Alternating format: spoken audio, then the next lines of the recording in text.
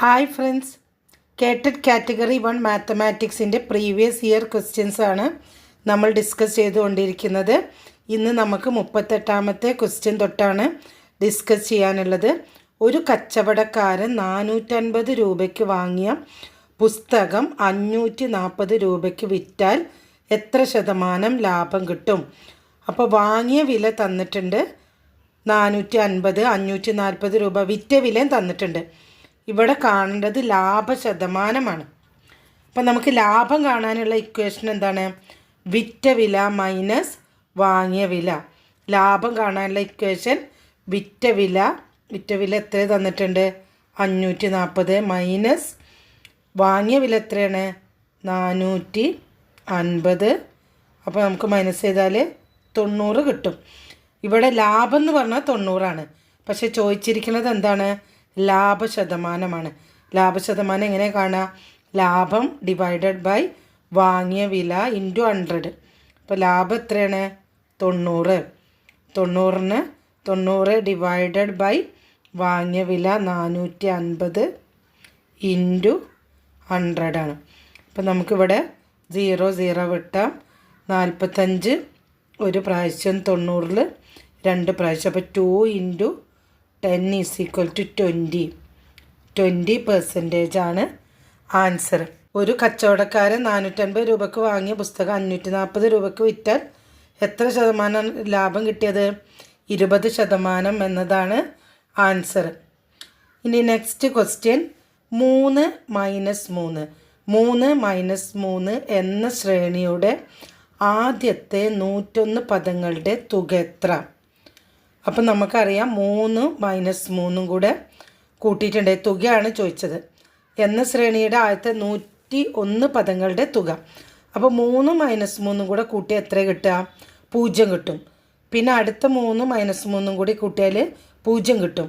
അങ്ങനെ നമ്മൾ കൂട്ടി പോകുമ്പോൾ ഒക്കെ നമുക്ക് 0ആണ് കിട്ടുക. 100 പദങ്ങളുടെയും 0 കിട്ടുക. പക്ഷേ എന്താണ് ഇവിടെ ചോദിച്ചിരിക്കുന്നത്? 101 പദങ്ങളുടെയാണ്. അപ്പോൾ 100 പദവും നമ്മളിങ്ങനെ കൂട്ടി പോകുമ്പോൾ 3 മൈനസ് 3 കൂടെ കൂട്ടി പോകുമ്പോൾ 0 കിട്ടും. പക്ഷേ നമ്മളോട് 101ാമത്തെ പദമാണ് ചോദിച്ചിരിക്കുന്നത്. അതുകൊണ്ട് തന്നെ 100 പദങ്ങളുടെ 0 കിട്ടിയാലും പിന്നീട് വരുന്ന 101ാമത്തെ പദം ഏതായിരിക്കും? 3 ആണ്. ബി ആണ് കറക്റ്റ് ആൻസർ. നെക്സ്റ്റ് ക്വസ്റ്റ്യൻ, താഴെ കൊടുത്തിരിക്കുന്നവയിൽ ശരിയല്ലാത്ത പ്രസ്താവന എന്ത്? ആവർത്തന സങ്കലനമാണ് ഗുണനം. എല്ലാ ഭിന്നകങ്ങളും പൂർണ്ണസംഖ്യകളാണ്. ആവർത്തന വ്യവകലനമാണ് ഹരണം. ഭിന്നസംഖ്യയെ സൂചിപ്പിക്കുവാനുള്ള മറ്റൊരു രീതിയാണ് ദശാംശം. അപ്പോൾ ഇവിടുത്തെ കറക്റ്റ് ആൻസർ എന്താണ്? താഴെ കൊടുത്തിരിക്കുന്നതിൽ ശരിയല്ലാത്ത പ്രസ്താവന ഏതാണ്? എല്ലാ ഭിന്നകങ്ങളും പൂർണ്ണസംഖ്യകളാണ് എന്നതാണ് ശരിയല്ലാത്ത പ്രസ്താവന. All rational numbers are integers എന്നുള്ളതാണ് തെറ്റായ പ്രസ്താവന. ഇനി അടുത്ത ക്വസ്റ്റ്യൻ നോക്കിയേ. കഴിഞ്ഞ വർഷം 6500 രൂപ വിലയുണ്ടായിരുന്ന ഒരു സൈക്കിളിൻ്റെ വില ഈ വർഷം 8% കുറഞ്ഞു. സൈക്കിളിൻ്റെ ഇപ്പോഴത്തെ വിലയെ സൂചിപ്പിക്കുന്നത് എന്താണ്? കഴിഞ്ഞ വർഷം 6500 രൂപ വിലയുണ്ട്, ഇപ്പോൾ അതിൻ്റെ വില 8% കുറഞ്ഞു. അപ്പോൾ എങ്ങനെ നമ്മൾ കാണാം? സൈക്കിളിൻ്റെ ഇപ്പോഴത്തെ വിലയെ സൂചിപ്പിക്കുന്നത് എന്താണ്? നമുക്ക് ചെയ്തു നോക്കാം. 6500 രൂപ വിലയുണ്ടായിരുന്ന ഒരു സൈക്കിള് ഈ വർഷം 8% അതിൻ്റെ രൂപ കുറഞ്ഞു. അപ്പോൾ 8% കുറയാന്ന് പറയുമ്പോൾ അതിൻ്റെ അർത്ഥം എന്താണ്? അത് 92% മാറി. അതായത് 6500ൻ്റെ 92%, കാരണം 8% കുറഞ്ഞില്ലേ? അപ്പോൾ 100 ബാക്കിയുള്ളത് ഇനി 92%. അപ്പോൾ ഈ 6500ൻ്റെ 92% എത്രയാണെന്ന് കണ്ടുപിടിച്ചാൽ മതി. മനസ്സിലായല്ലോ? 6500 രൂപ കഴിഞ്ഞ വർഷം വിലയാണ്, അത് 8% കുറഞ്ഞു. അപ്പോൾ അതിൻ്റെ വില എത്ര ഉണ്ടാവുള്ളൂ? കഴിഞ്ഞ വർഷത്തിൽ നിന്ന് 92% ഉണ്ടാവുള്ളൂ. അപ്പോൾ നമുക്ക് 6500ൻ്റെ 92% കണ്ടാൽ മതി. അപ്പോൾ എന്താണ് ഇവിടുത്തെ ആൻസർ വരിക? ഇവിടെ 6500 × 92/100 കറക്റ്റ് ആൻസർ. നെക്സ്റ്റ് ക്വസ്റ്റ്യൻ, താഴെ കൊടുത്തിരിക്കുന്നവയിൽ തുറന്ന ചോദ്യങ്ങളുടെ പ്രത്യേകത അല്ലാത്തത്. തുറന്ന ചോദ്യങ്ങളുടെ പ്രത്യേകത അല്ലാത്തത് ഏതാണ്? പ്രശ്ന നിർദ്ധാരണത്തിന് വ്യത്യസ്ത വഴികളുണ്ട്.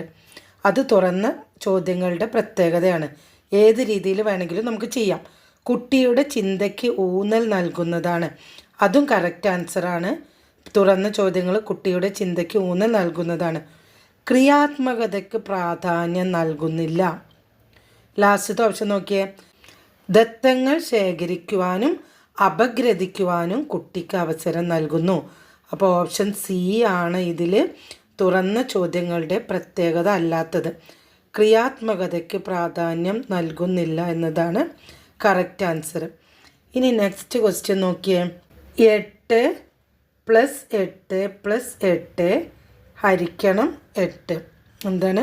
8 + 8 + 8 ഹരിക്കണം 8 അപ്പോൾ നമുക്ക് നിങ്ങൾ വിചാരിക്കുന്ന 8ഉം 8ഉം 8ഉം കൂട്ടിയിട്ട് അതിനെ ഡിവൈഡ് ചെയ്യുക എന്നുള്ളതല്ല ഇവിടെ നമ്മൾ ബോർഡ് മസ് ഉപയോഗിക്കണം. Bracket of division, multiplication, addition, subtraction ഈ രൂപത്തിൽ വേണം ചെയ്യാൻ. അപ്പോൾ ബ്രാക്കറ്റ് ഓഫ് ആദ്യം നമ്മൾ ചെയ്യേണ്ടത് എന്താണ്? ഡിവിഷനാണ് നമ്മൾ ചെയ്യേണ്ടത്. അപ്പോൾ 8 ആദ്യം ഡിവിഷൻ ചെയ്യുക. 8 ഹരിക്കണം 8. 8നെ 8 കൊണ്ട് ഹരിച്ചാൽ 1. അത് വെച്ചിട്ടാണ് നമ്മൾ ചെയ്യേണ്ടത്. അടുത്ത 2 സംഖ്യകളും പിന്നെയാണ് അഡീഷൻ വരുന്നത്. അതുകൊണ്ട് തന്നെ 8 + 8 + 1 = 17. ഇതാണ് ആൻസർ. 17 ആണ് ആൻസർ. അപ്പോൾ ഈ താഴെ കൊടുത്തിരിക്കുന്നതിൽ 8 + 8 + 8 /8 എന്നുള്ളതിന് തുല്യമായത് 17 ലീലാവതി എന്ന ഗണിത ഗ്രന്ഥം യഥാർത്ഥത്തിൽ പ്രശസ്തമായ ഡേഷ് ഗ്രന്ഥത്തിൻ്റെ ഒരു ഭാഗം മാത്രമാണ്. Famous mathematic book Leelavathi is actually the part of the book. ഏത് ബുക്കിൻ്റെ ഭാഗമാണ്? ആര്യഭടീയം, ബ്രഹ്മസ്ഫുട സിദ്ധാന്തം, സിദ്ധാന്ത ശിരോമണി, സൂത്ര സിദ്ധാന്തം. ലീലാവതി എന്ന ഗണിതശാസ്ത്ര ഗ്രന്ഥം രചിച്ചത് ആരാണ്? ഭാസ്കരാചാര്യരാണ് ലീലാവതി എന്ന ഗണിതശാസ്ത്ര ഗ്രന്ഥം രചിച്ചത്. അപ്പോൾ ഈ ഗ്രന്ഥം സിദ്ധാന്ത ശിരോമണി എന്ന ഗ്രന്ഥത്തിൻ്റെ ആദ്യത്തെ ഭാഗമാണ്, ഫസ്റ്റ് പാർട്ട്. അപ്പോൾ ലീലാവതി എന്ന ഗണിതശാസ്ത്ര ഗ്രന്ഥം യഥാർത്ഥത്തിൽ പ്രശസ്തമായ സിദ്ധാന്ത ശിരോമണി എന്ന ഗ്രന്ഥത്തിൻ്റെ ഒരു ഭാഗമാണ്. ഈ ലീലാവതി എന്ന ഗ്രന്ഥം പേർഷ്യൻ ഭാഷയിലേക്ക് വിവർത്തനം ചെയ്തത് ആരാണ്? അബുൽ ഫൈസിയാണ്.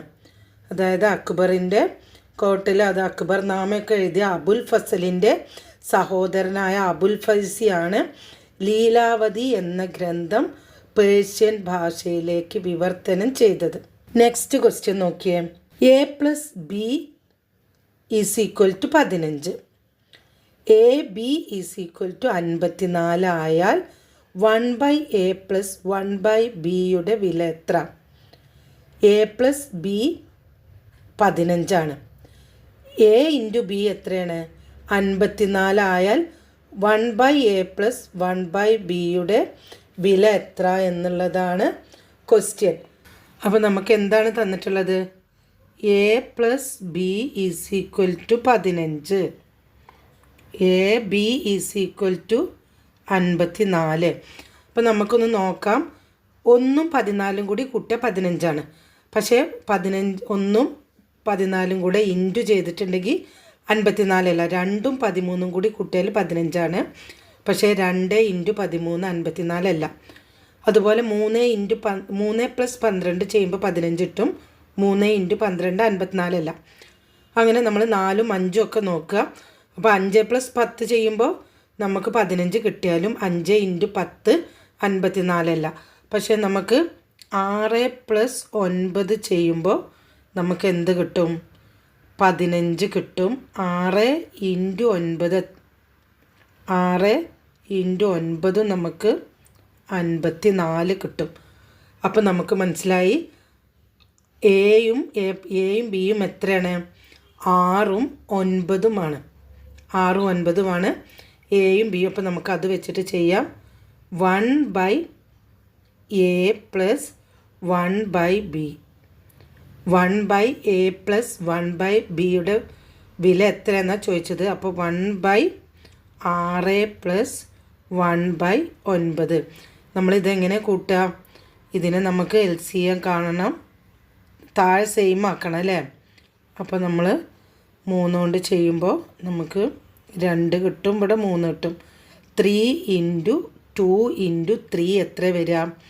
18 ഇവിടെ LCM. അപ്പോൾ നമുക്ക് 1/6 താഴത്ത് നമുക്ക് 18 ആക്കണം. അപ്പോൾ അതിന് 6 3 കൊണ്ട് ചെയ്താലാണ് നമുക്ക് 18 കിട്ടുക. അതേ 3 കൊണ്ട് തന്നെ നമ്മൾ മേലെയും ചെയ്യുക. 9 2 കൊണ്ട് ചെയ്താലാണ് നമുക്ക് 18 കിട്ടുക. അതേ 2 കൊണ്ട് തന്നെ നമ്മൾ മേലെയും ചെയ്യുക. അപ്പോൾ ഇവിടെ എത്ര കിട്ടും? 3/18 പ്ലസ് 2/18 എന്ന് കിട്ടും. അപ്പോൾ എത്രയാണ് ആൻസർ? താഴെ സെയിം ആയാൽ നമുക്ക് മേലെ കൂട്ടിയാൽ മതി. ആൻസർ 5/18. അപ്പോൾ ഇവിടെ തന്നിരിക്കുന്നതിൽ ഓപ്ഷനിൽ 5/18 എന്നതാണ് കറക്റ്റ് ആൻസർ. അടുത്ത ക്വസ്റ്റ്യനിൽ A/6 is equal to B/4 is equal to C/5. അങ്ങനെയാണെങ്കിൽ A പ്ലസ് B പ്ലസ് സിയുടെ വില, C ഡിവൈഡഡ് ബൈ സിയുടെ വില എത്ര എന്നുള്ളതാണ് ചോദ്യം. നമുക്ക് നോക്കാം. ഇവിടെ തന്നിരിക്കുന്നത് A/6 is equal to B/4 is equal to C/5 is equal to A plus B plus C എന്നാണ് തന്നിരിക്കുന്നത്. ഡിവൈഡഡ് ബൈ സി എത്രയെന്നാണ് ചോദിച്ചത്. അപ്പോൾ നമുക്ക് A/6 എത്രയെന്ന് അറിയില്ല, അതുകൊണ്ട് നമ്മൾ അതിനെ എക്സ് ആയിട്ട് ചെയ്തു. A/6നെ എക്സ് ആയിട്ട് ചെയ്തപ്പോൾ A ഈസ് ഈക്വൽ ടു എന്താണ്? 6x. A is equal to 6x എന്ന് കിട്ടി. അതേപോലെ B/4ന് നമ്മൾ എന്ത് ചെയ്യുക? എക്സ് ആയിട്ട് ചെയ്യാം. അപ്പോൾ നമുക്ക് B കാണണമെങ്കിൽ B is equal to 4x എന്ന് വരും. അതേപോലെ C/5ന് നമ്മൾ എന്ത് ചെയ്യുക? X is equal to X ആയിട്ട് ചെയ്യുക, നമുക്കറിയാത്തതുകൊണ്ട്. അപ്പോൾ നമ്മൾ എന്ത് ചെയ്യുക? C is equal to 5x എന്ന് വരും. അപ്പോൾ A plus B plus C നമ്മൾ ചെയ്യുമ്പോൾ 6x plus 4x plus 5x എന്ന് വരും, ഡിവൈഡഡ് ബൈ 5x. അപ്പോൾ ഇതിൽ 3ലും എക്സ് ഉണ്ട്. 6x 4x 5x 3ലും എക്സ് ഉള്ളതുകൊണ്ട് തന്നെ നമ്മൾ എക്സിനെ പുറത്തേക്ക് എടുത്തിട്ട് 6 പ്ലസ് 4 പ്ലസ് 5 എന്നിടുക, ഡിവൈഡഡ് ബൈ 5x. അപ്പോൾ നമ്മൾ എന്ത് ചെയ്യുക? ഈ എക്സും ഈ എക്സും വെട്ടിക്കളിയാം. അപ്പോൾ നമുക്ക് 6 പ്ലസ് 4 പ്ലസ് 5 ആണ്. എത്രയാണ് 6 plus 4 plus 5? 15. 15 divided by 5 is equal to 3. അപ്പോൾ ഇവിടുത്തെ ആൻസർ എന്താണ്? ഈ ക്വസ്റ്റ്യനിൽ ആൻസർ 3 ആണ്. A/6 B/4 is equal to C/5 എന്ന ക്വസ്റ്റ്യനിലെ ആൻസർ 3 ആണ്. ഓപ്ഷൻ സി ആണ് കറക്റ്റ് ആൻസർ.